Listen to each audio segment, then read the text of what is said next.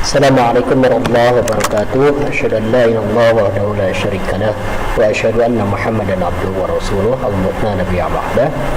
Asdiqai qabla nabda dirasah ya bina linusalli. Allahumma shalli ala Muhammad wa ala ali Muhammad. Allahumma shalli ala Muhammad wa ala ali Muhammad wajil farajahum warzuqna fid dunya ziyaratahum wa fil akhirati syafa'atahum. Bismillah. Kita akan memulai kembali melanjutkan pembelajaran kita tentang talabul ilmi. Talabul ilmi artinya mencari ilmu, menuntut ilmu. Yang kemarin kita sudah masuk pada kajian talabul ilmi berdasarkan pada Al-Quranul Karim, surah Ar-Rahman 33 dan Al-Mujadilah ayat 11. Di dua ayat itu kita tahu bahwa Allah Ta'ala sangat menganjurkan kita menjadi orang yang berpengetahuan. Bahkan di surah Ar-Rahman 33 itu disebutkan kita untuk mencoba untuk menembus langit dan bumi dengan ilmu kekuatan, ilmu pengetahuan yang dalam hal ini disebutkan dengan illa bisultan, kecuali dengan kekuatan. Sultan itu maknanya adalah pengetahuan. Hari ini kita akan lanjutkan pembelajaran keilmuan kita terkait dengan hadis-hadis yang ada hubungannya dengan ilmu pengetahuan.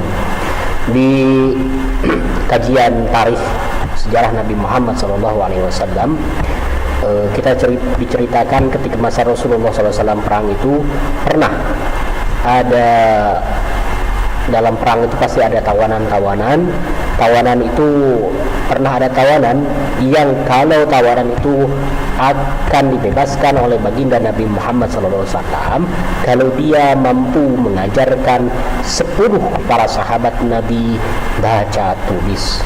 Jadi untuk pembebasan seorang tawanan itu cukup saja mengajarkan baca tulis kepada 10 orang itu. Tentu saja waktunya juga tidak terlalu detail di dalam sejarah itu disebutkan kapan dan sebagainya. Tetapi dari informasi itu bisa diketahui bahwa Rasulullah SAW sangat menganjurkan kita pada upaya-upaya untuk pembelajaran, yaitu dalam hal ini baca tulis. Baginda Nabi Muhammad SAW ketika sebelum menjadi nabi pun beliau adalah termasuk orang yang pedagang ke Syam, Syria begitu. Dan tentu orang yang berdagang itu kan urusannya dengan catat mencatat, urusannya dengan hitung menghitung. Dan dalam hal ini tentu saja baginda Nabi Muhammad SAW mempunyai pengetahuan terkait dengan catat mencatat, terkait dengan hitung menghitung begitu, menghitung laba, menghitung kerugian dan sebagainya. Kemudian juga Rasulullah SAW dalam sebagai hadis misalkan menyebutkan bahwa kita dianjurkan untuk belajar. Bahkan wahyu pertama yang disampaikan kepada Allah Ta'ala melalui malaikat Jibril kepada baginda Nabi Muhammad SAW adalah Iqra, membaca. Itu membaca artinya adalah memahami, memperkaya diri kita dengan informasi-informasi atau pengetahuan. Pernah disebutkan dalam satu riwayah, di mungkin kejadiannya di Madinah, Rasulullah SAW memasuki masjid, dan di masjid itu ada dua kelompok. Satu kelompok orang yang sedang berzikir mengucapkan asma-asma Allah. Kemudian satu kelompok lagi adalah orang yang sedang berdiskusi, orang yang membincangkan suatu pengetahuan. Lalu Rasulullah melihat pada keduanya dan Rasulullah SAW duduk bersama orang yang membincangkan ilmu pengetahuan.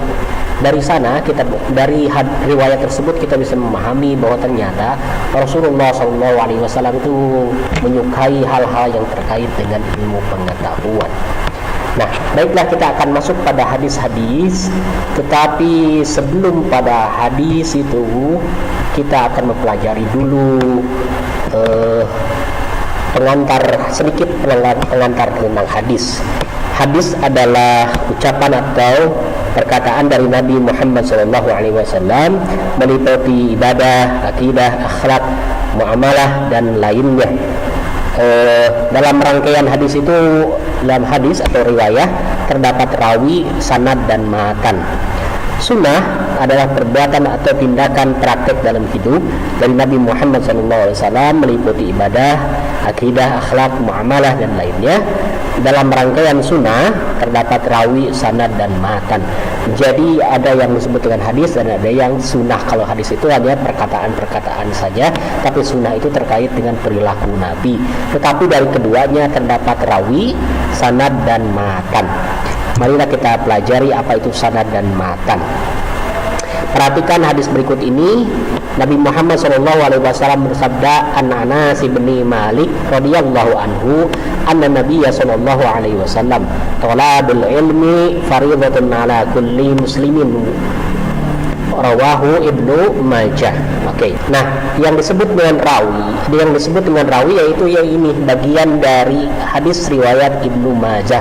HR Ibnu Majah itu disebut dengan rawi. Sedangkan an Anas bin Malik radhiyallahu anhu, dari Anas bin Malik radhiyallahu anhu itu disebut dengan sanad. Jadi orang yang menyampaikannya, orang yang mendengarkan perkataan Rasulullah kemudian menyampaikan lagi sampailah kepada pada Ibnu Majah. Sedangkan kalimat talabul ilmi faridatun ala kulli muslimin itu artinya adalah itu disebut sebagai matan. Ya, ada matan, ada sanad, ada rawi.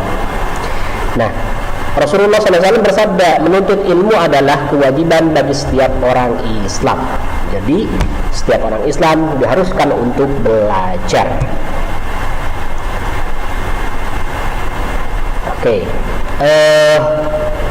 An Abi Abdillah As-Sadiq qala Rasulullah sallallahu alaihi wasallam, talabul ilmi faridatun ala kulli muslimin, ala innallaha yuhibbu bughatal ilmi. Dari Abu Abdillah As-Sadiq alaihissalam berkata bahwa Rasulullah SAW bersabda, menuntut ilmu itu wajib atas setiap muslim. Ketahuilah sesungguhnya Allah mencintai para penuntut ilmu. Hadis riwayat Al-Qulaini Al-Kafi bab ilmu. Jadi Allah Ta'ala mencintai orang yang menuntut ilmu, orang yang belajar. Baik, kita melanjutkan kembali. Hadis berikut ini, barang siapa yang menempuh suatu jalan untuk menuntut ilmu, Allah akan memudahkan baginya jalan ke surga. Hadis riwayat Muslim. Jadi kalau kita sedang belajar kita dalam posisi sedang belajar, maka Allah catat kita sebagai orang yang akan dimudahkan bagi jalan kita ke surga. Jadi Allah akan memudahkan baginya jalan ke surga. Siapa? Baginya itu orang yang sedang belajar, orang yang menempuh suatu ilmu pengetahuan. Hadis berikutnya adalah mencari ilmu itu adalah wajib bagi setiap muslim, laki-laki maupun muslim perempuan. Hadis riwayat Ibnu Abdul Bar. Jadi mencari ilmu itu kewajiban bagi setiap orang Islam, baik laki-laki maupun perempuan. Hadis lain yang perlu kita ketahui, dan ini cukup panjang, barang siapa yang menghendaki kehidupan dunia, maka wajib baginya memiliki ilmu. Dan barang siapa yang menghendaki kehidupan akhirat, maka wajib baginya memiliki ilmu. Dan barang siapa menghendaki keduanya, maka wajib baginya memiliki ilmu. Hadis riwayat Tirmizi. Jadi kalau kita ingin menguasai dunia, maka kita harus pelajari ilmu pengetahuan itu. Kalau kita ingin selamat di akhirat, kita pelajari juga ilmu yang terkait dengan agama itu. Apabila manusia telah meninggal dunia, maka terputuslah semua amalannya kecuali 3 amalan. Sedekah jariyah. Sedekah jariyah itu artinya pemberian kita, tapi khusus buat pembangunan masjid, pembangunan sekolah, pembangunan jalan dan sebagainya. Yang betul-betul, atau misalkan kita menyumbangkan Al-Quran yang dibaca terus-menerus oleh orang-orang sehingga kita dapat pahalanya. Ilmu yang bermanfaat. Ilmu bermanfaat itu adalah pengetahuan yang kita ajarkan kepada orang lain dan orang lain terus mengkajinya, terus juga mengamalkannya, sehingga dari apa yang kita amalkan itu kita mendapat, sehingga dari apa yang mereka amalkan itu atas apa yang kita ajarkan pada orang lain itu, maka kita akan mendapatkan pahala dari ilmu tersebut. Yang ketiga adalah anak salih yang mendoakan dia. Maksudnya siapa yang dia di sini? Dia di sini adalah orang tua. Jadi anak soleh yang senantiasa mendoakan orang tua, maka termasuk orang yang amalannya tidak akan terputus, gitu ya. Jadi orang tua seharusnya mencetak seorang anak itu supaya menjadi yang soleh. Oke, hadis berikutnya, barang siapa yang menyusuri jalan untuk menuntut ilmu, maka Allah akan mempermudahkan baginya jalan untuk ke surga. Sesungguhnya malaikat meletakkan sayapnya untuk menaungi penuntut ilmu karena ridho atas apa yang dilakukannya. Sesungguhnya seorang alim, penuntut ilmu atau orang yang belajar, akan diminta ampun baginya oleh makhluk yang di langit dan di bumi hingga ikan-ikan di lautan. Kelebihan seorang alim, orang yang belajar, berbanding dengan seorang abid. Abid itu artinya orang yang selalu mengkhususkan diri dalam ibadah, ialah ibarat rembulan kepada bintang-bintang yang lain. Jadi cahaya orang yang berilmu itu seperti bulan, sedangkan cahaya orang yang senantiasa mendahulukan ibadah dan sebagainya, yang pokoknya mah tidak perlu belajar lah, yang penting mah ibadah, kayak gitu, itu seperti cahaya bintang saja. Sesungguhnya para ulama orang berilmu yang mendalam ialah pewaris agama nabi-nabi. Jadi yang diwariskan oleh Rasulullah atau para nabi itu sebetulnya ilmu pengetahuan yang sampai pada kita yang terkait dengan jalan selamat dunia dan akhirat. Sesungguhnya Nabi tidak mewariskan dinar atau dirham. Dinar dan dirham itu artinya uang emas dan perak yang dulu berlaku.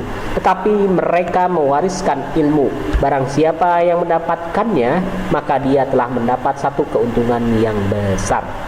Jadi kalau kita belajar sungguh-sungguh dari para guru, dari para ulama yang ilmunya nyambung sampai kepada Rasulullah SAW, maka kita termasuk orang yang beruntung, punya keuntungan yang besar.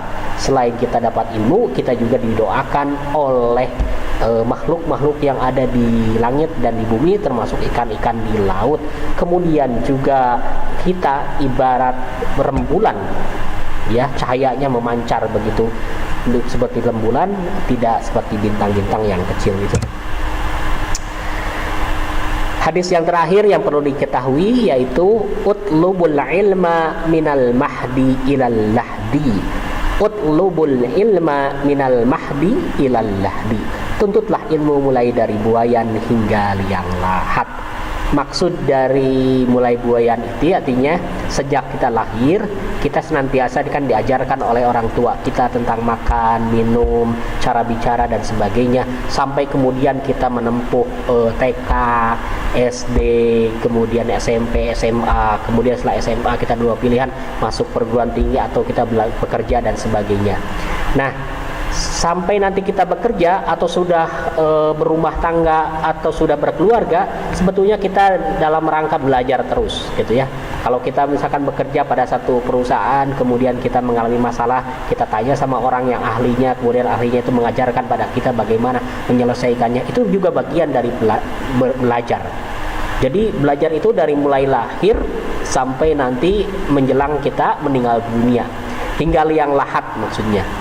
Lahdi itu liang lahat artinya sampai kita betul-betul meninggal dunia. Jadi kalau bagusnya mungkin kita tercatat sebagai orang yang senantiasa terus dalam keadaan belajar saja, begitu ya.